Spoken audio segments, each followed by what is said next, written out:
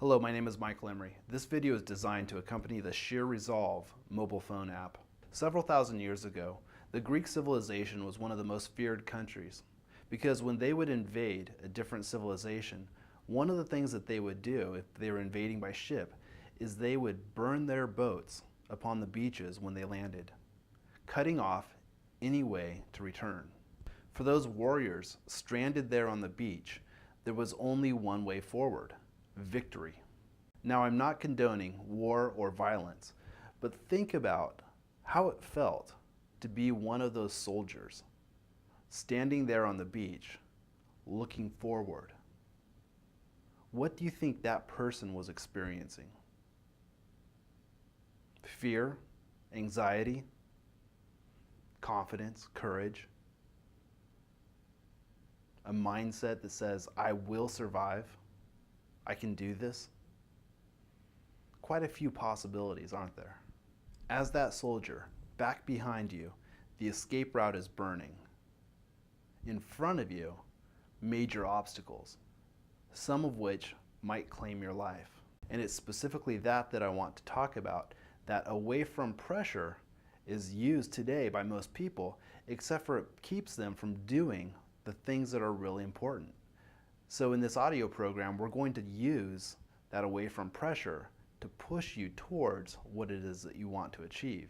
Now, in our modern day and culture, the idea of death isn't something that most people like to spend time thinking about, but it can be tremendously powerful for you and create leverage for you if you start to think of your life and what you want to achieve and viewing these outcomes from your deathbed. For me, this is personally one of the biggest motivators. When there's something that I know that I want to do because it's significant and it's meaningful, the times when it gets tough, I use my own internal imagery and I see myself lying on my deathbed, looking back and reflecting on my past in those last few seconds. And I see the things that were the most meaningful for me to have accomplished. And usually that gives me that internal energy to move forward and to overcome those obstacles that used to be in the way. So my point here isn't for you to put yourself into a real life or death situation. Instead, it is learning how to leverage that energy so that it pushes you in the direction that you want to go, towards the experiences and the outcomes that you desire to have. This is how you can get leverage over your mindset and your emotional states when it gets difficult. And believe me, if you're doing something that's important, the challenge will be there. The difficulty will always exist, but you can overcome it. It's probably not just my opinion that most people are away from motivated. This means that they want to move away from pain and towards pleasure. Now, if you're not sure about this, just think about commercials that are ran on network television. These commercials are viewed by tens of millions of people, and typically the products and services that are promoted use a scenario in which the user or the customer prevents pain by purchasing the product or service. Now, of course, pain has various associations for different people, but one of the most common ones used in advertising is the pain of being excluded from a specific social group. An example of that might be, brush your teeth with this toothpaste, or so-and-so might not find you attractive. This is an attempt to manipulate behavior with the threat of being ostracized from a specific social group.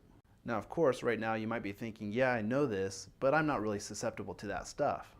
Well, even so, keep in the back of your mind that the advertising industry is a multi-billion-dollar industry. They're not spending all that money for no reason. It is effective. I also want you to be aware that there are numerous psychological, biological, and sociological models out there that demonstrate that human beings have a tremendous amount of conditioning when it comes to tribal or social groups and the state of belonging. I personally believe, based off the information that I've studied, that we are inherently designed, we are programmed, it's in our DNA to belong to a social group. And we do this for reproduction, for protection, and for survival. Now you might be wondering to yourself, well, that's nice, but what exactly does this have to do with the topic of sheer resolve and making important things happen? And I'd like to tell you that one of the trends that I typically notice is that when a person begins to consider changing a certain element in their life, one of the patterns that they go through is the thought process of something like this. Well, I'd like to change. I really want things to be different. But if I do that, what will my significant other think? What will my family think? What will they do? What will my neighbors think or my coworkers? And that's where the social conditioning, that tribal or social group desire to belong, starts to interfere with the desired outcome that a person ideally wants to experience in his or her life. So let's back up for a moment and consider why a person wants to change his or her behavior. And it's typically because there's something that's really important to them that they want to experience, but when they look towards the past, they realize that they have not been experiencing it. Now, we all come into life with different opportunities. I believe that these are our opportunities to change and develop. And we all have different resources for accomplishing this change. I believe that the more important your outcome is to you, the bigger your desire and your resolve for change will have to be. For example, let's say that you decide that you're going to go to medical school. And in the past, you've associated with a bunch of people, your friends, let's say, who like to party. I don't think that you're going to be able to get through grad school and continue to keep those relationships on that same level as being party friends. It's probably not going to happen. And ultimately, you're going to have to make a decision. Which way are you going to go? Or let's say that there's a cause that you're completely adamant about. This is a cause that you want to champion. It could be a social cause, a humanitarian cause.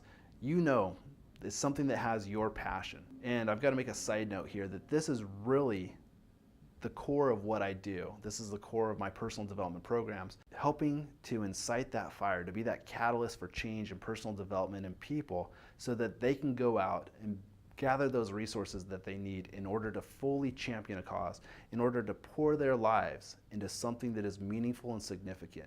For me, this is my purpose. Call it a teacher, call it a trainer, whatever you want to call it. I just want to be a footnote in these people's lives who are going out there and making great things happen all across the world. And as I was saying, in order to do this, to fully champion this cause, it's going to challenge you. You're going to have to grow in so many different levels. And you're going to have to develop the resources that you need. I see so many people out there, and to use a term that an old mentor of mine used to say, they're dying of terminal potential. I believe that with resolve and hard work, you can accomplish incredible things.